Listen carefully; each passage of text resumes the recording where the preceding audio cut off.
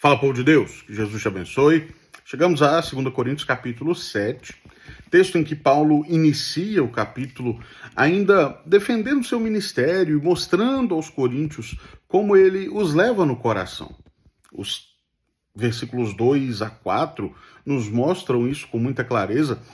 Paulo procura mostrar aos coríntios que ele não está tentando, como a gente diria, jogar na cara dos coríntios tudo que ele fez. Não, a ideia não é essa. A ideia não é colocar uma pressão sobre os crentes de Corinto, não é, talvez, um peso sobre aqueles irmãos. Não, a ideia de Paulo em momento algum é essa.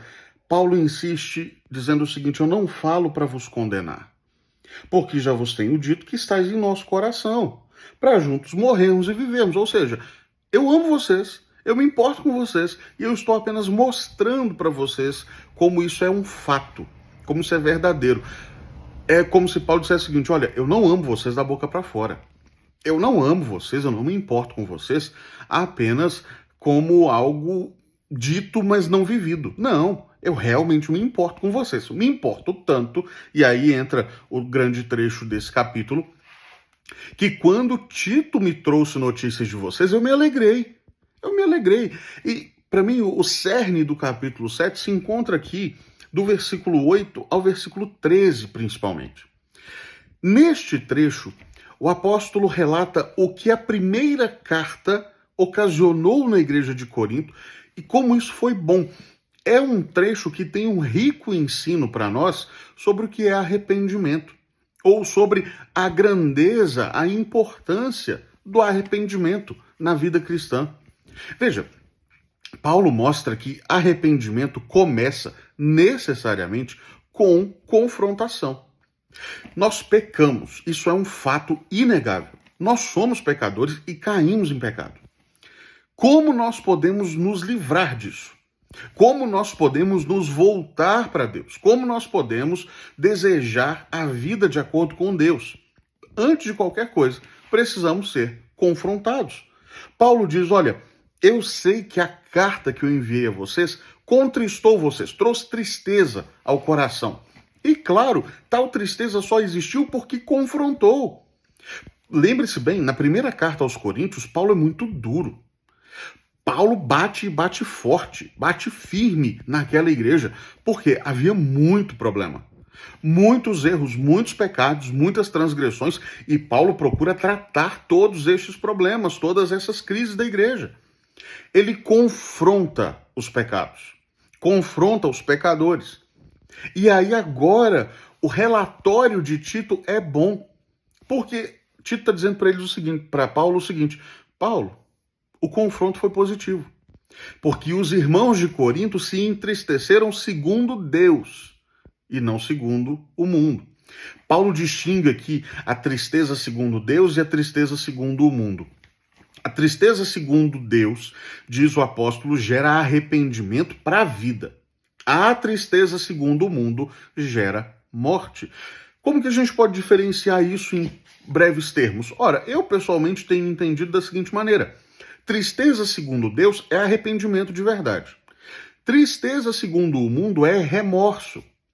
Arrependimento é uma atitude do coração em que nós buscamos a Deus, confessamos o nosso pecado, reconhecemos que somos culpados, que erramos, que falhamos diante do Senhor e que o Senhor será justo em qualquer atitude que tomar para conosco. No remorso, nós tentamos nos esquivar da responsabilidade e da punição. No remorso, nós não estamos preocupados com a honra de Deus. Estamos preocupados em salvar nossa pele.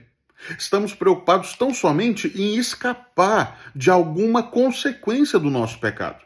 Então, nós damos um jeitinho, varremos a sujeira para debaixo do tapete, tentamos esconder o nosso pecado. E se ninguém viu, ninguém sabe. É a nossa ideia fundamental. Mas o arrependimento não. No arrependimento, nós nos aproximamos diante de Deus e falamos claramente: Senhor, eu pequei. Eu fiz isso e aquilo. Eu reconheço que transgredi a sua vontade. Reconheço que não obedeci aos teus mandamentos. Faça o Senhor o que o Senhor quiser. Paulo traz este princípio aqui para nós. O verdadeiro arrependimento gera tristeza, mas é uma tristeza segundo Deus, que no final das contas nos levará à verdadeira alegria. O remorso, ainda que nos livre por um breve tempo, nos levará à morte. Não nos gerará vida em nosso coração. E aí, olha que interessante, o arrependimento gera fruto.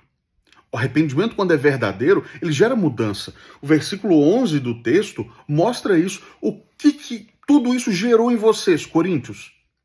E ele diz: tudo isso produziu em vocês defesa, indignação, temor, saudade, zelo, vindita.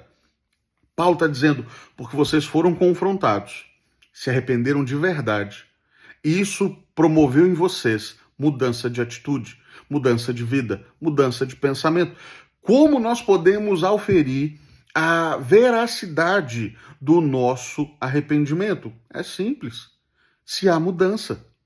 O nosso arrependimento é verdadeiro quando há mudança, quando há transformação. E isso é tão precioso e tão positivo que Paulo diz, gera isso benefício à comunidade de fé. Ora, no verso 13, Paulo diz que Tito ficou feliz ao ver o que a igreja de Corinto passou a viver. Tito teve seu espírito recreado, diz o apóstolo Paulo. Se divertiu positivamente, porque viu que a igreja de Corinto entendeu a realidade do próprio pecado, entendeu a necessidade de arrependimento, mudou de vida para a glória de Deus. Isso é precioso, porque isso contagia a comunidade de fé inteira. Um pecador arrependido abençoa a sua comunidade de fé. Um pecador arrependido abençoa aqueles que convivem consigo. E isso a gente precisa entender. O arrependimento que atinge o nosso coração não é só para nós, é para aqueles que estão ao nosso redor. Gera benefício, gera bênção para aqueles que estão ao nosso redor. Paulo encerra o capítulo 7 com uma frase que talvez não seria possível de ser dita na primeira carta. Alegro-me porque em tudo posso confiar em vós. Aquela igreja tão difícil da primeira carta, aquela igreja tão trabalhosa para Paulo, aquela igreja tão afundada em pecado, é agora digna da confiança do apóstolo Paulo. Quando a palavra de Deus alcança o nosso coração, o arrependimento vem, nós somos transformados, as atitudes mudam, a vida muda, nós nos tornamos dignos de confiança. Que Deus nos dê a bênção de viver isso, de nos arrependermos, de nos voltarmos para o Senhor, de sermos dignos da confiança daqueles que estão perto de nós.